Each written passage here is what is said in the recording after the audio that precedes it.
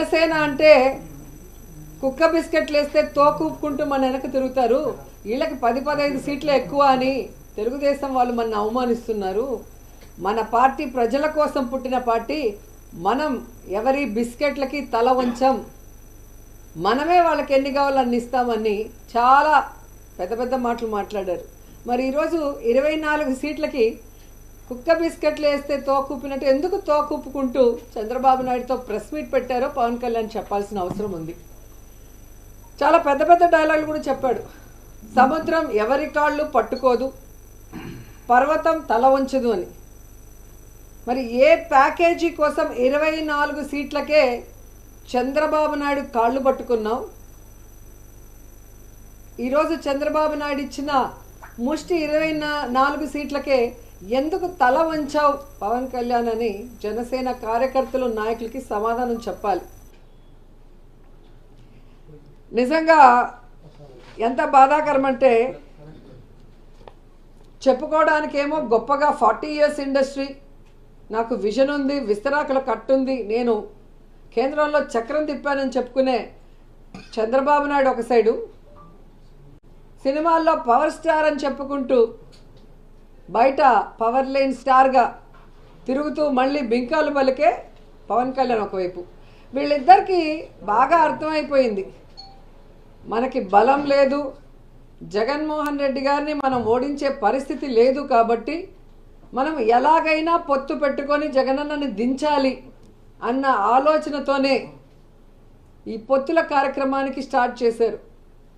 కొద్దిసేపు బీజేపీ సంకనెక్కాలని చూస్తారు, బీజేపీ సంఖ ఎత్తించుకోపోతే కాంగ్రెస్ సంకనెక్కాలని చూస్తారు, ఆ కాంగ్రెస్ ఎక్కించుకోకపోతే పిల్ల పార్టీలతో పోవాలని చూస్తారు. అంటే వాళ్ళల్లో వాళ్ళకి ఒక గందరగోళం, ఎవరితో పొత్తు పెట్టుకోవాలి, ఎలా వెళ్ళాలి, ఎవరు మనని పొత్తు పెట్టుకోవడానికి అవకాశం ఇస్తారో అర్థం కాకుండా గందరగోళం పరిస్థితిలో ఈరోజు 118 స్థానాలు అనౌన్స్ చేశారనేది మనం అర్థం చేసుకోవాలి. కానీ ఆ 118 స్థానాల్లో 24 స్థానాలు జనసేనకి ఇచ్చారు, మిగతా స్థానాలు తెలుగుదేశం పార్టీకి ఇస్తే అందులో చంద్రబాబు నాయుడు స్థానం కుప్పం అని ఆయన అనౌన్స్ చేసుకున్నాడు, బాలకృష్ణ స్థానం హిందూపురం అని అనౌన్స్ చేశారు, అలాగే లోకేష్ మంగళగిరి స్థానం అని అనౌన్స్ చేసుకున్నారు. కానీ పవన్ కళ్యాణ్ ఎక్కడ నించోలో ఏ స్థానమో కూడా ఇంకా చంద్రబాబు నాయుడు డిసైడ్ చేసేంత వరకు అనౌన్స్ చేసుకోలేని దౌర్భాగ్య పరిస్థితిలో ఉన్నారు. అంటే అర్థం ఏంటి? ఒక చోట ఓడిపోయిన వాడికి మొదట ఇచ్చారు, 2 చోట్ల ఓడిపోయిన వాడికి తర్వాత ఇస్తాంలే సెకండ్ జాబితాలో అని ఒక కేర్లెస్నెస్ ఏమో పవన్ కళ్యాణ్ చంద్రబాబు నాయుడిని అడిగి తెలుసుకోవాలని కూడా ఈ సందర్భంగా తెలియజేసుకుంటున్నా. అండ్ ఈరోజు మీరు చూస్తే వీళ్ళిద్దరికీ చెప్పుకోవడానికి ప్రజలకు చేసింది ఏమీ లేదు. చంద్రబాబు నాయుడు 14 సంవత్సరాలు ముఖ్యమంత్రిగా ఉండి ఏ రోజు తాను ఇచ్చిన మేనిఫెస్టోని ప్రజల కోసం చేసింది లేదు.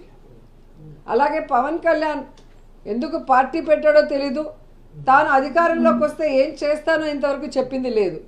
ఎంతసేపు వైఎస్ఆర్ కాంగ్రెస్ పార్టీ నాయకుల్ని ఎర్ర పుస్తకాల్లో రాసుకున్నానని ఒకడు, అధికారంలో వస్తే జైల్లో పెడతామని ఒకడు, బట్టలూడు కొడతామని ఇంకొకడు చెప్పుకోవడమే తప్ప వీరి వల్ల ఈ రాష్ట్రానికి ఏమైనా ప్రయోజనం ఉందా అంటే శూన్యం అనేది రాష్ట్ర ప్రజలకు తెలుసు. కానీ తెలుగుదేశం పార్టీ వాళ్ళు చూస్తే ఈరోజు మేము రాష్ట్ర భవిష్యత్తు కోసమే ఈ పొత్తు పెట్టుకున్నాము అంటుంటే అందరూ కూడా నవ్వుకుంటున్నారు. ఎందుకంటే చంద్రబాబు నాయుడు ముఖ్యమంత్రిగా 3 సార్లు చేశాడు. ఈ 3 సార్లలో రాష్ట్ర భవిష్యత్తుని ఎప్పుడైనా కాపాడా అనేది ఈ రాష్ట్ర ప్రజలు ఒకసారి ఆలోచించాలి. ఆయనకు చదువు రాకపోతే సిఐడి ఆఫీస్కి వెళ్ళి కొంచెం భూతార్థం పెట్టుకొని ఎతికి చూసుకోమనండి కనిపించకపోతే. అలాగే స్కిల్ డెవలప్మెంట్ స్కామ్ జరిగింది కానీ చంద్రబాబు నాయుడికి దాంతో సంబంధం లేదంట. మరి 5 ఏళ్ళు సీఎంగా ఉన్నది చంద్రబాబు నాయుడు, క్యాబినెట్లో జీవో ఇచ్చింది సిమెన్స్కి. మరి డిజైన్ టెక్ ఎక్కడి నుంచి వచ్చింది? సీమెన్ వాళ్ళకి డబ్బు లేకుండా, సీమెన్ వాళ్ళు డబ్బు పెట్టకుండా ప్రభుత్వ డబ్బుని బలవంతంగా ఏ విధంగా డిజైన్ టెక్ నువ్వు ఇప్పించావని అప్పుడున్న సిఎస్ అలాగే కృష్ణారావు గారు, అలాగే ఫైనాన్స్ సెక్రటరీ రమేష్ గారు ఆ నోట్ ఫైల్లో క్లియర్గా సర్క్యులేషన్ ఫైల్లో రాసింది చూడలేదా? చదవటం రాదా పవన్ కళ్యాణ్? ఆ డబ్బుని ఎలా డిజైన్ టెక్ దోచేసి వేరే వేరే అకౌంట్లలో పంపించారో ఈడీ 4 మీద కేసులు పెట్టి డిజైన్ టెక్ ఆస్తుల్ని కూడా దాదాపుగా 34 కోట్ల రూపాయల ఆస్తుల్ని అటాచ్ చేసిన విషయం నీకు తెలీదా అని అడుగుతున్నాను. అలాగే మొన్న ఐటీ నోటీసులు ఇచ్చింది చంద్రబాబు నాయుడు అకౌంట్లలోకి ఎలా ఈ డబ్బులు వచ్చాయని, అది నీకు తెలీదా? బీజేపీలో పొత్తులో ఉన్నానంటవే, మరి అదే బీజేపీ కేంద్ర ప్రభుత్వంలో ఉండగా కేంద్ర ప్రభుత్వంలో ఆధీనంలో ఉన్న ఈడీ కేసులు పెట్టి ఈడీ అటాచ్మెంట్లు తీసుకొని ఐటీ నోటీసులు ఇస్తే బీజేపీ పొత్తులో ఉన్న నువ్వు అటు మోడీ గారినో ఇటు అమిత్ షా గారినో మాట్లాడి చంద్రబాబు నాయుడు పవిత్రుడు, తప్పు చేయలేదు, స్కిల్ స్కామ్ జరిగింది కానీ ఆయన చేయలేదని చెప్పి విడిపించవచ్చు కదా. అది వదిలేసి జగన్మోహన్ రెడ్డి అక్రమ కేసులు పెట్టాడు, జగన్మోహన్ రెడ్డి అక్రమంగా లోపల పెట్టాడు. దీంట్లో జగనన్నకి ఏం సంబంధం? తప్పు చేసింది చంద్రబాబు నాయుడు, ప్రజల డబ్బు దోచుకుంది చంద్రబాబు నాయుడు. దాని మీద కేసులు నోటీసులు ఇచ్చింది ఈడీ, నోటీసులు ఇచ్చింది ఐటీ, నోటీసులు ఇచ్చింది కేంద్ర ప్రభుత్వం నుంచి. ఈరోజు అరెస్టులు జరుగుతుంది కేంద్ర ప్రభుత్వం ఈడీ వాళ్ళు. ఈరోజు ఈయనది సాక్ష్యాధారాలతో దొరికింది కాబట్టి ఇక్కడ సిఐడి అరెస్ట్ చేయడం జరిగింది.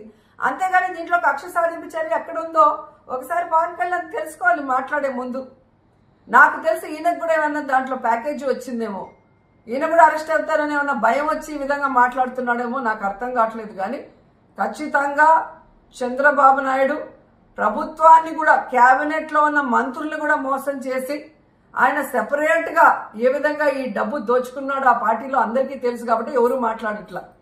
అచ్చెన్నాయుడు ఎందుకు మాట్లాడుతున్నాడు అంటే చంద్రబాబు నాయుడు 13 సంతకాలు చేస్తే స్కిల్ డెవలప్మెంట్ స్కామ్లో ఆయన 5 సంతకాలు పెట్టాడు, ఆయన ప్యాకేజ్ ఆయన తీసుకున్నాడు కాబట్టి ఈరోజు బయటపడటానికి ఆయన వాగుతున్నాడే తప్ప ఈరోజు తెలుగుదేశం పార్టీలో ఈ మహామహులంతా ఉన్నా ఎందుకు మాట్లాడలేదో పవన్ కళ్యాణ్ తెలుసుకోవాలి. ఎందుకంటే మాకేం పర్సనల్ గొడవలు లేదు, పర్సనల్ కోపతాపాలు లేదు అంటావు. ఒక్కసారి 2014లో నువ్వు మాట్లాడిన మాటలు వీడియోలు తెప్పించుకో. ఇదే తెలుగుదేశం పార్టీకి సిగ్గు, మానం, లజ్జ ఉందా? చంద్రబాబు నాయుడు, లోకేష్ ఏ విధంగా అవినీతిలో కూరుకుపోయి ప్రజల డబ్బులు దోచేశారని నువ్వే మాట్లాడు. అదే చంద్రబాబు నాయుడిని, లోకేష్ని తరిమి కొట్టాలని నువ్వే ప్రజలకు పిలుపునిచ్చావు. ఈ రోజు వాళ్ళు చేసిన తప్పులు ప్రూఫ్లతో దొరికి అరెస్ట్ అయ్యి జైలుకు పోతే మాత్రం ఎందుకు గింజుకుంటున్నావు? కాబట్టి నువ్వు సినిమాల్లో మాత్రమే హీరోవి, పాలిటిక్స్లో సైడ్ క్యారెక్టర్ అయిపోయావు.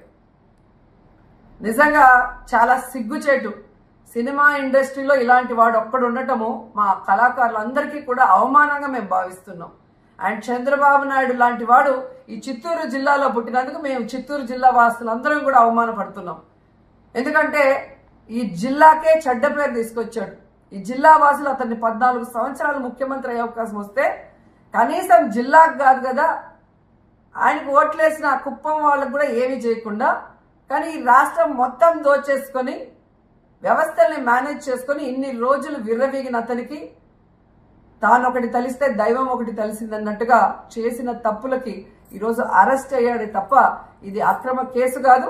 దీనికి జగన్మోహన్ రెడ్డి గారికి ఎలాంటి సంబంధం లేదనేది అందరూ తెలుసుకోవాల్సిన విషయం. సింగిల్ గా అండ్ పవన్ కళ్యాణ్ ఈరోజు ఒకటి మాట్లాడారు, మీరు సింగిల్ గా వస్తారా అంటే నేను సింగిల్ గా రావడానికి సింహాన్ని కాదు మనిషిని, నేను పొత్తులతో వస్తాను అంటే రజనీకాంత్ గారు చెప్పిన డైలాగ్ ఒకటి ఉంది, సింగం సింగిల్ గా వస్తుంది, పందులే గుంపులు గుంపులుగా వస్తాయని. అది పవన్ కళ్యాణ్ ఈరోజు ఒప్పుకున్నాడు.